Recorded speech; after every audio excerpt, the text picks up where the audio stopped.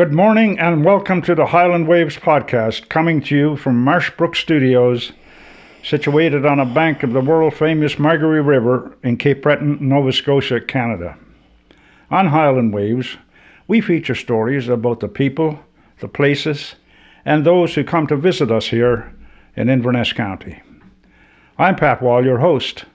This morning I'm pleased to have with me in the studio Colonel MacLellan, a former star high school basketball player and now a local visual artist who lives amongst us here in the beautiful Margaree. Good morning, Colonel. Good morning, Pat. Except for a military rank designation, Colonel is seldom used as a first name. Perhaps you can explain that. Well, I'm called after my uncle, so that's the story. Okay. Was your uncle in the military, or was there any connection there at all? He was actually a priest. Oh, really? Yes, he was a priest in Craignish. He ended his career in Craignish. Okay. But he's my mother's brother, and he's one of two priests and one nun in the family. Oh, really? Yeah. I understand you were born and educated in New Waterford. I was. Okay. It's a well-known Cape Breton coal mining town. What was it like growing up there? Wonderful. I love New Waterford. Okay.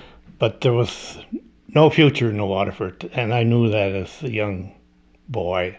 Okay. And the opportunity came to expand my horizons. I jumped at it. Okay. I was 16. Okay. Was your dad a miner? He was a miner. Okay. It was tough times growing up, I would imagine, in New Waterford in those days. Yeah, it was, but everybody was on the same level. So that's why I think that's probably what I liked most about New Waterford. There was no clannish thing going on about I got a better job than you, but everybody was on the same plane. Okay. You were a basketball player? I was. You played a lot during high school? I did. I played New Waterford for 2 years, and then when I went west, I played 2 years, and we went to the provincials every year. So. Okay. Did you continue after you left school? I did. Okay. Yeah. I played college basketball in Grand Prairie. Oh, okay. Alberta. Yes. Okay. There's still a major basketball tournament in New Waterford every year. It's called the Coal Bowl. I see you got your T-shirt on here this morning. Can you tell us about that? It was started by Lowell Cormier, who actually I grew up with and played ball with in New Waterford. And he's made it a very big success, and people all across the country love to come to New Waterford because of the experience of the Coal Bowl in New Waterford. Okay. It's an international tournament, isn't it? No. It isn't? Oh, okay. No. Okay. So you left New Waterford at 16? Yes. And you went where? Grand Prairie, Alberta. Okay. And yeah, I spent 6 years in Grand Prairie. Okay. And it's a great town. It was it was only 12,000, a little bit bigger than Waterford when I went there. Okay. And apparently it's large now, 80 or 90,000. But okay. Why Grand Prairie? My older brother was teaching school there. Ah, okay. And he offered the chance to go, so I went. Okay. So after Grand Prairie? I went to Toronto for 6 years. Okay. And that was 6 years that are not much memory of Toronto. Oh, is that right? So you eventually came back to Nova Scotia? I came back to Nova Scotia, and I went to work in Halifax at the dockyard. Oh, the Armed Forces dockyard? Yes. Okay. Okay. I spent 30 years there. Oh, you spent 30 years there? That's a long time. When did you first get interested in art and in painting? I always liked taking pictures. I always had a 35mm camera for, I think when I was 18. I liked taking pictures a lot. Okay. I liked the outdoors, and I always liked going to galleries to see what people were doing. Okay. Did you have favorite subjects that you liked at the time, or no? Just basically landscapes, and I grew into doing portraits. Okay. Was there anybody who inspired you or you looked up to back in those days? Not really, no. But I grew to enjoy the group of seven. Oh, okay. So But you started early and you started doing painting, or did you start in another area and then went back to painting or continued to do it? Which I started painting as it was it was like a one painting 8-week workshop. So I started doing that, and I met Jean Watson, who was teaching painting, and her and I have known one another now for over 35 years. Oh, okay. Do you have a particular approach to your work, like routines or rituals, or that you follow when you're in the creative mood? That's a big question when you're in the mood.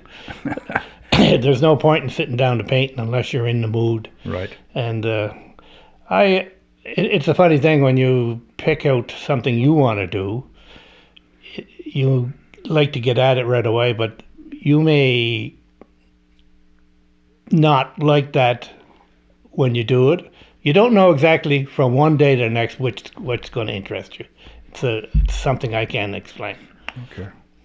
So it just comes to you spontaneously. And on a particular day, you Okay. just don't know which is going to do it. Okay. All right. Like I have a collection of reference photography, and I it may interest me today, and it may not for years, Okay. and then I'll get into it. You go back to it again? Yes. Oh, okay. Okay. Is there a favorite painting technique that you do? No. Just I do oil painting. You're just straight oil painting? Yeah. And why do you like it? It's I like it because it's more flexible. I think that's the main reason. Okay. You also do some charcoal work, I think, or pencil work? I did start doing pencil and charcoal during COVID, Okay. and it was a wonderful experience actually, because I got right into it, and I kind of split my year now. I do pencil drawing and charcoal half the year, and the oil painting the other half, because it takes so long for oil paintings to dry. So waiting for them to show, I'll do the other drawings. Okay. What got you started in the pencil drawings? Just COVID, just for a change. Oh, okay. Is there a particular method you use to choose your subjects or themes that you like to work on? Or does it come to you spontaneously?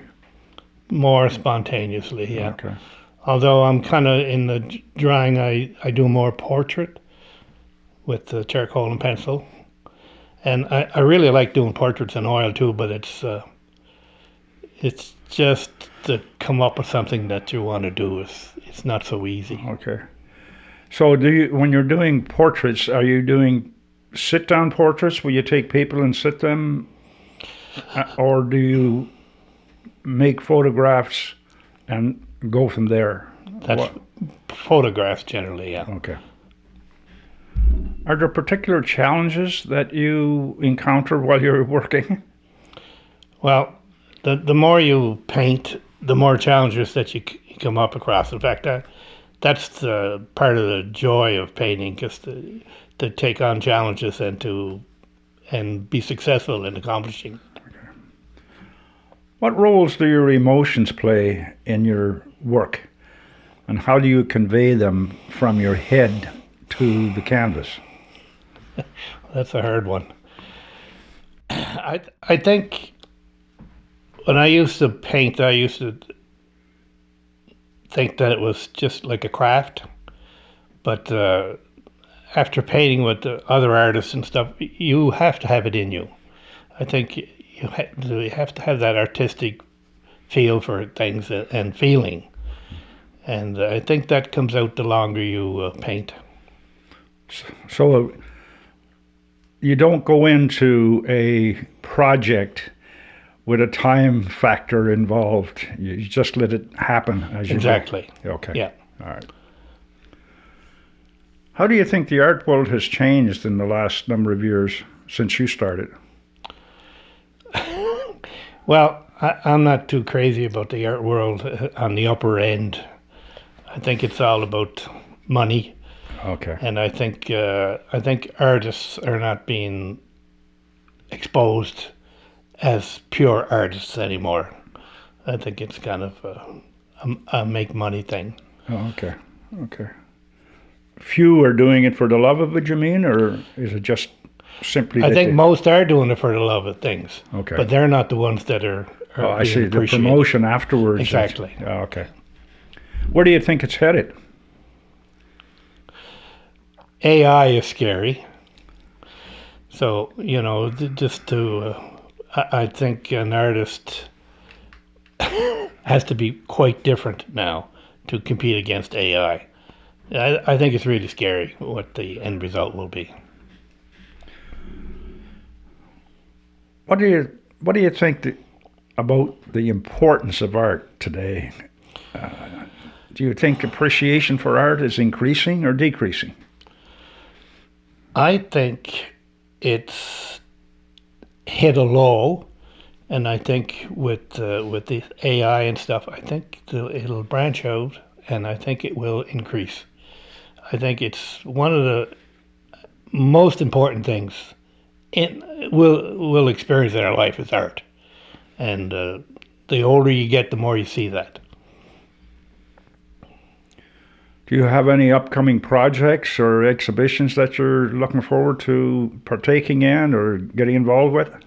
No, I just keep trying to change the paintings and the drawings in my gallery. Okay. Yeah. So you're somewhat like a writer. You do it and then you go back and look at it again and you change it. Is that what happens? Or pretty well, yeah. Do you get a lot of feedback on your work? I do, and it's quite positive. But with my gallery, the reason I opened the gallery was to meet people that enjoy art and paint, and I haven't had as much or as many people come as I would have thought or would liked. Okay. And that's just the way it is. Okay. What about the criticism? Do you get good criticism and bad criticism? And how do you handle both, for that matter? I don't get enough bad criticism. I mean, the reason I opened the gallery was to meet other artists, and in order to improve your stuff, you do have to be critically, constructive criticism. Yeah, okay. Do you collaborate with other artists from time to time?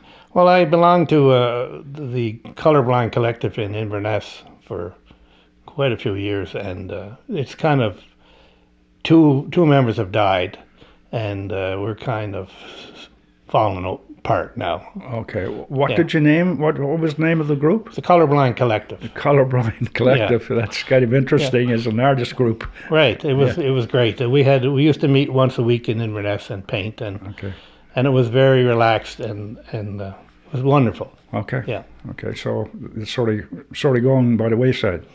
Yeah. Are there Virginia McCoy, she was one. She died, and A.J. O'Coin, he died. So, and the rest of us are getting old. Okay. What about younger people? Are there younger people getting involved in art? I'm not exposed to them, so. Okay. Are there particular art pieces or artists that you admire and influence your work? Well, I do YouTube all the time, so I'm always doing different galleries and around. And I've been around the world a bit, and I've always taken in the major galleries of where I've been. So so it's always nice to go there and come back and start thinking about what you've seen and how you can apply it. Well, it does. It wears off on you, so you're going to pick up something from everything you see. Okay. Do you have a favorite artist? Rembrandt. Okay. Yeah. What is it about that work that you enjoy or appreciate? Well, it's just the portraiture, and he just makes it look alive on the canvas. It's all about light, isn't it? It certainly is. Yeah.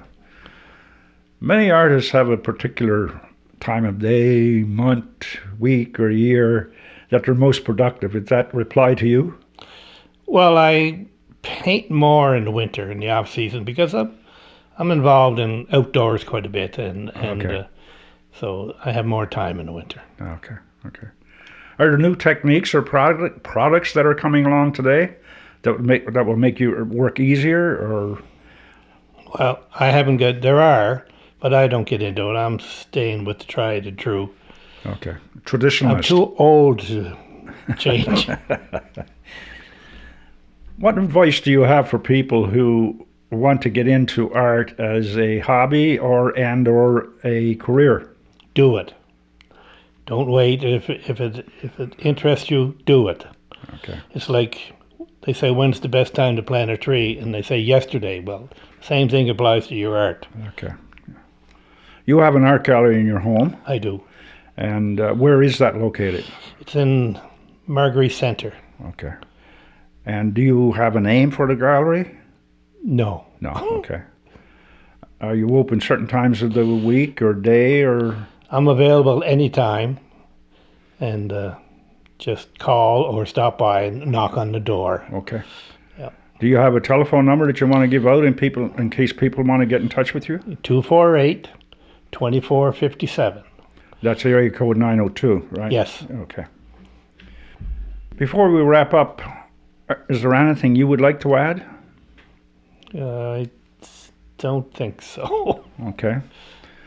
Well, thank you very much for coming and speaking with us about your art and how you go about it. I wish you well and hope you'll continue to be inspired and successfully transfer your thoughts to the medium that we can all enjoy. Thank you very much, Pat. And thank you to our listeners, and a reminder to hit the like and subscribe button so you can stay up to date. And remember, subscribing to Highland Waves is free.